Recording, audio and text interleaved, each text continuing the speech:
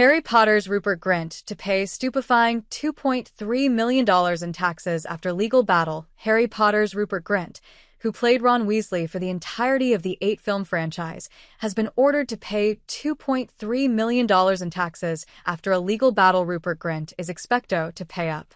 The Harry Potter star, who played the protagonist's best friend Ron Weasley alongside Daniel Radcliffe and Emma Watson throughout the 8-film franchise, has been ordered to pay a $2.3 million tax bill after losing a legal battle with tax authorities, per the Associated Press. Grint, 36, was originally ordered to pay the money back in 2019 after his 2012 tax return was investigated by the United Kingdom's tax agency Revenue and Customs, per the AP. According to the Associated Press, the agency alleged that Grint had wrongly classified some residuals from the Harry Potter franchise as a capital asset or a valuable piece of property, which can include stocks and bonds, rather than a part of his annual income. The agency noted that the misfiling caused Grint's earnings to be taxed at a much lower rate.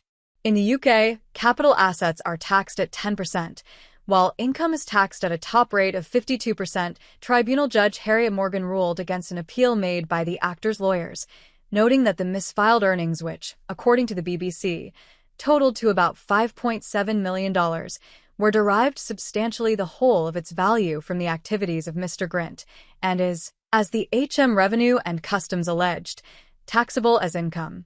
Grint, who shares daughter Wednesday with wife Georgia Groom, also lost a separate legal battle back in 2019 pertaining to a $1.2 million tax refund, per the AP. Has reached out to reps for Grint, as well as the tribunal who made the decision, but has not yet heard back. The actor's tax trouble comes nearly 15 years after the last installment of the Harry Potter franchise hit theaters in July 2011. Earlier this year, Tom Felton, who starred alongside Grint as antagonist Draco Malfoy, reflected on the bond that still exists between the cast. "We're all best friends and also family," Felton told in April. "Family in our own weird way, but we're not often afforded the luxury of being in the same place. And I can speak on behalf of all the cast and crew that we know that the fans are the reason that we're here." Keep reading for more of the Harry Potter cast's reflections on the series. Daniel Radcliffe almost didn't audition for Harry Potter after seeing Daniel Radcliffe in the BBC's 1999 adaptation of David Copperfield. Director Chris Columbus was determined to bring the young actor in for an audition. However, Daniel's parents weren't keen on the idea of their son signing on to several films, which were originally going to be filmed in Los Angeles. Daniel recalled, "So my mom and dad were like, no, that's a hug disruption to his life, but following an encounter with producer David Heyman at a theater, the Radcliffes agreed to let Daniel audition. You won't believe who Jason Isaacs originally wanted to play. It's hard to imagine anyone else but Jason Isaacs as Lucius Malfoy." Yet, in HBO Max's Harry Potter reunion, Jason admitted that he didn't originally want to play Draco's evil father in Harry Potter and the Chamber of Secrets. "I'm convinced I ended up playing Lucius because I didn't want to," he shared. "I went to audition for Gilderoy Lockhart, and Chris said, that was great. Would you mind reading a different part?" As Jason detailed, he read for Lucius through gritted teeth since he was set to play Captain Hook in Peter Pan and didn't want to portray two children's villains. However, Jason's bitter take on Lucius was exactly what was necessary for the part.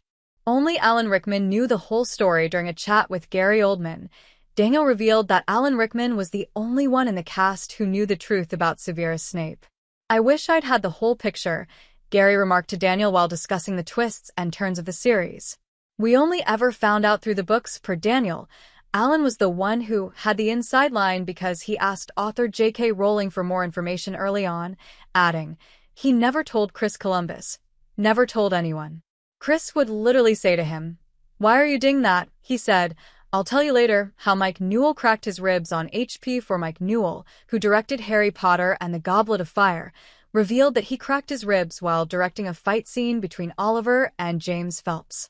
Apparently, the twins, who played Fred and George Weasley in the Harry Potter franchise, weren't leaning into the fight, so Mike tapped in and showed them how to do it, injuring himself in the process. "I was a tubby 60-year-old gent at that stage, and I really shouldn't have done it," he said with a laugh. "And so was in absolute agony from then on.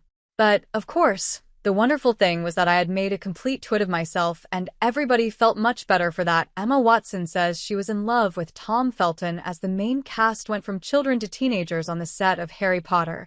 It isn't surprising to learn that some of the stars had crushes on one another. In the reunion, Emma Watson admitted to falling hard for co-star Tom Felton. "I walked into the room where we were having tutoring," she said. "The assignment that had been given was to draw what you thought God looked like, and Tom had drawn a girl with a backward cap on a skateboard. And I just don't know how to say it, I just fell in love with him." Emma further revealed that she would come in every day and look for his number on the call sheet. Alas, nothing romantic ever happened between them. A 3-hour transformation, though, Ralph Fiennes' nose was removed via CGI for his terrifying transformation into Lord Voldemort. The actor explained that the rest of the look took some time to happen. "It took about 3 hours in makeup," he remembered, "the painting of the hands, the nails, the teeth. And even with my nose, I felt strong." Co-star Jason Isaacs expressed that he was terrified of Ralph when the cameras were rolling.